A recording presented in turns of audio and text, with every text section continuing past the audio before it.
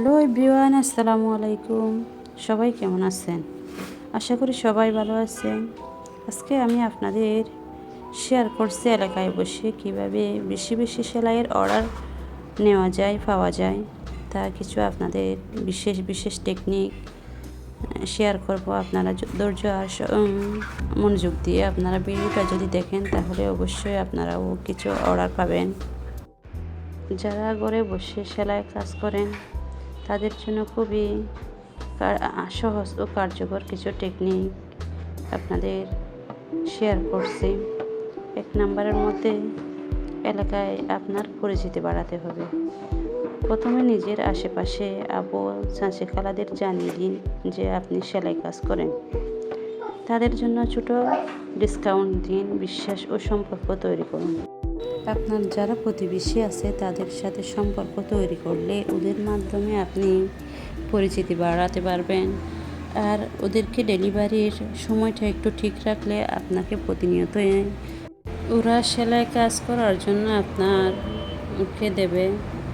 আর ওদের একটু ফিনিশিংটা ঠিক রাখতে হবে। আপনার প্রতিবেশী যারা আছে, আপনার সেলাই কাজ যাতে যতই সুন্দর হোক ততই আপনার কাছে কাস্টমার আসবে। একজনে যদি সুন্দর বলে আর একজন উনি টেনে নিয়ে আসবে।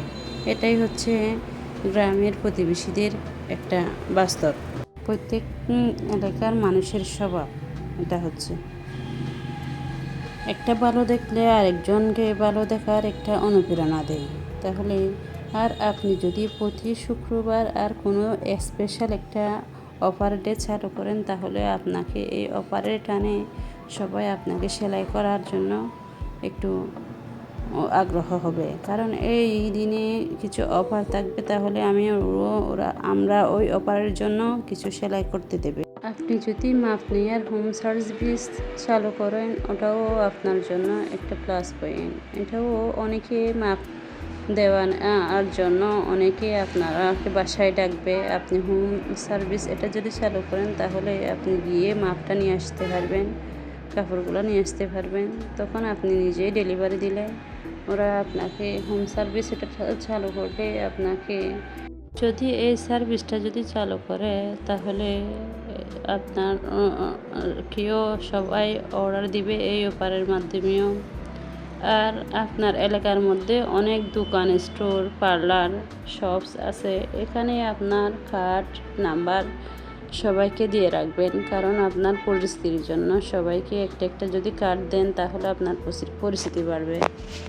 আপনি কিছু ডিজাইনের জামা বানিয়ে রাখবেন, কারণ আপনার অনেকজন কাস্টমার আসবে তাদেরকে রিভিউ দেওয়ার জন্য, অথবা আপনাকে আমার এই কাজগুলো আপনারা দেখেন, এগুলো আমি নিজেই করছি, এরকম আপনারা যদি দেখাতে পারেন তাহলে বলবে ওনার কাজগুলো ভালো। আপনি যদি আপনার কাস্টমারকে আপনার কথা ও কাজের মাধ্যমে বিশ্বাস করাতে পারেন তাহলে আপনাকে রিপিট কাস্টমার আসবে। এটাই হচ্ছে কাস্টমারের নিয়ম। এটা হচ্ছে আপনার ছোট্ট একটা ব্যবসা। সেলাই কাজ হচ্ছে একটা ছোট্ট নিজের ইনকামের পথ। ছোট্ট ব্যবসায়ী মনে করেন, তাহলে আপনি আপনার ব্যবসাকে সম্মান যতই করবেন তত আপনার ইনকাম আর পথ খুলে যাবে। আপনাকে যে কোনো কাজকে সম্মান দিতে হবে, মানুষকে সম্মান দিয়ে কথা বলতে হবে। কথাই আছে, ব্যবহারে বংশের পরিচয়। আপনার ব্যবহার যত ভালো হবে তত আপনার কাছে কাস্টমাররা বলবে এই আপুটার ব্যবহার অনেক ভালো, তাহলে ওনার কাছে গিয়ে আমি সবগুলা বুঝিয়ে বলতে পারি, ওনাকে সমস্ত কিছু খুলে বলতে পারি, তাহলে অবশ্যই আপনাকে রিপিট একটা কাস্টমার আসবে।